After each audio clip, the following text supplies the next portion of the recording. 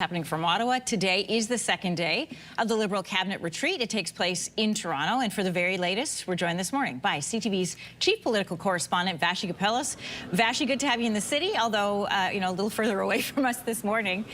The Prime Minister let us know that he spoke with President Trump on Monday, and I had to laugh when he described the conversation as good. It was like the response that I get from my teenage son when I ask how his day went.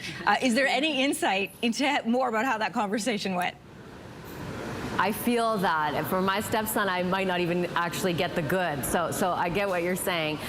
There are some indications from what the Prime Minister said. I found it interesting yesterday, like just for a behind-the-scenes look, no one was talking, which is very rare for these types of planning forums, as they're calling them, or retreats, as we have traditionally called them. No ministers. It was just the Prime Minister, and he, I think, deliberately started off with that news to set the agenda for those of us who are covering it. I think it's significant for a couple of reasons. First of all, they're talking, right? They had a conversation about approximately a week ago, after a period of time following that August 1st trade deal deadline that came and went, where they were not talking. Things were very bad between our two countries, and it looks like at least discussions or negotiations, so-called negotiations, have restarted. So the people in and around the Prime Minister here are telling me like they take that as a very big positive.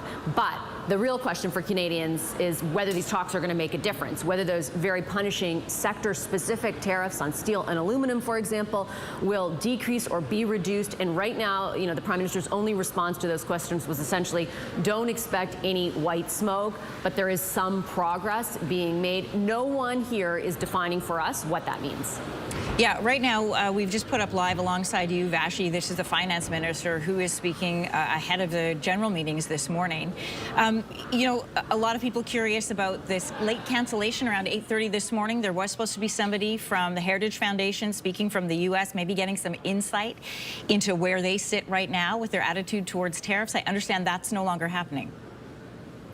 Yeah, so we just got news from the people planning this that apparently his name is, I think it's Kevin, but Dr. Roberts is how they refer to him. He is the head of the Heritage Foundation. He is the author, basically, of this Project 2025, which for people watching, if they're not familiar with, is kind of like this doctrine that informed a lot of what Trump and the Republicans campaigned on and have ended up doing. Now, they deny the fact that it is the thing that informs everything they do, but evidence would prove that to the contrary. So it was kind of controversial that he was actually invited here and that he was going to speak. And it kind of started to percolate yesterday, and there was some pushback certainly to the idea. Again, nobody publicly making any statements on that. And then we just get this email that he is not coming anymore, that he no longer can make it. He was going to be on a panel with the High Commissioner from Australia. That individual will still be presenting to Cabinet, but right now no signs of the Heritage Foundation, and that's all they're saying about it.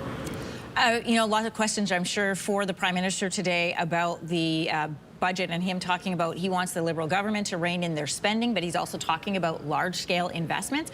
What are you going to be watching for today as these meetings continue?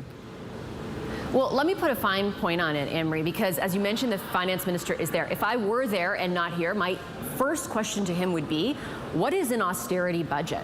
Because that is what the Prime Minister in French yesterday said the budget would be, an austerity budget and an investment budget. Picture a conservative a few years ago, let's say, if they were in office, saying, hey, Canadians, you're going to get an austerity budget. You can imagine the reaction would be, well, you're going to cut healthcare, you're going to cut education, you're going to cut transfers to provinces. But they have promised at the same time not to do that.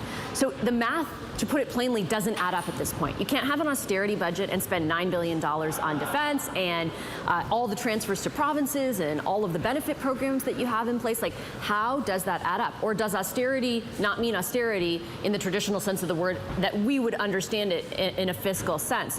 So far there have been no details, again, provided. Just wait for the budget, we're told, wait for the budget in October. But if Canadians will be on the receiving end of less program spending, that is something I think a lot of people watching this morning would want to know.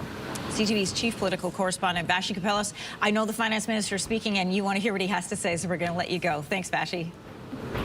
You bet, anytime. Thanks. If you like that video, make sure to subscribe to the Your Morning YouTube feed, where you can find all kinds of new content posted every weekday morning.